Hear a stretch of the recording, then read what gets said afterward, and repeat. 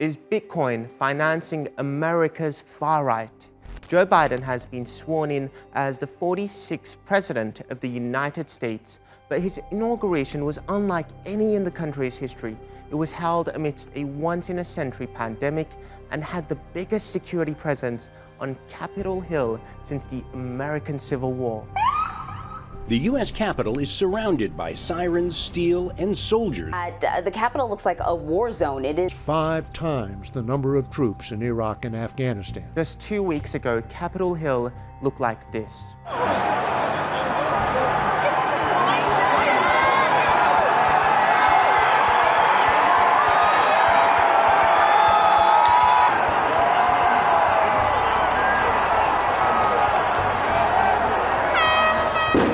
One of the many domestic threats that Biden will be inheriting is the further militarization of America's far right.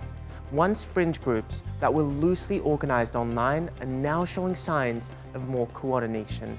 And when it comes to financing, their currency of choice has become Bitcoin.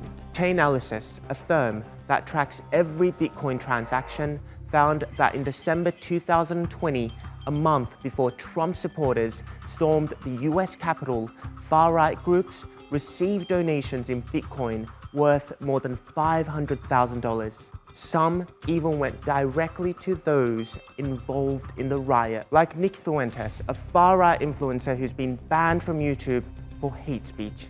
He received the biggest bulk of the donation, 13.5 Bitcoins, which was worth more than $250,000 at the time. And the rest was sent to far-right activists and organizations and anti-immigrant groups. The transaction is said to have been made by a computer programmer based in France. The FBI is now investigating whether foreign groups funded the rioters who stormed the Capitol. There's a long history of the Russian government making common cause with far-right and far-left extremists in the United States.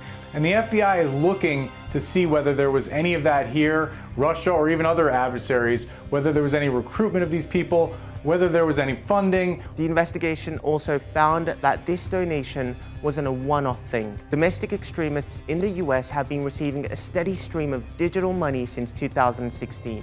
And last month's transaction was the largest amount of cryptocurrency received by addresses associated with far-right groups. American neo-Nazi Richard Spencer even boldly claimed Bitcoin was the currency of the alt-right. But it's not just white supremacists that have flocked to this new type of money. Terrorist groups have long favored digital currencies like Bitcoin. New fears out there that terror groups like ISIS may be using cryptocurrency to do business. A woman from Long Island, New York, has been charged with trying to fund ISIS using Bitcoin and other cryptocurrencies.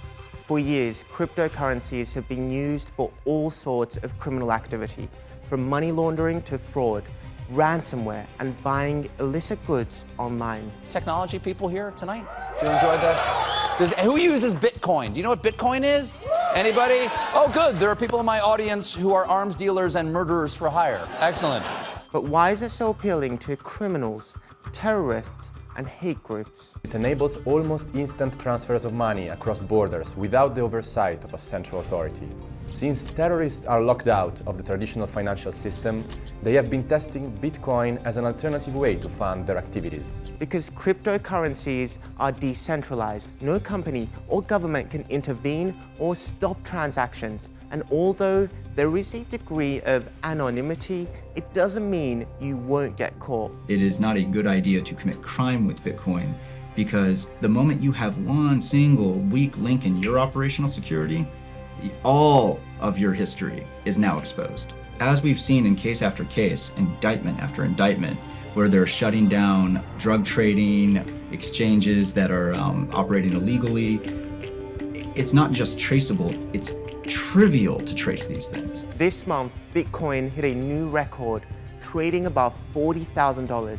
Its rapid rise and autonomy from central banks and governments has also made it attractive for countries that have been slapped with economic sanctions. Crypto Hack, a U.S. cybersecurity firm, has identified a North Korean hacking outfit as the hackers behind the latest cryptocurrency attacks in South Korea. This is the same group responsible for the Sony hacks at the end of last year. According to a UN report, North Korean hackers have stolen nearly $2 billion in cryptocurrency through widespread and increasingly sophisticated cyber attacks.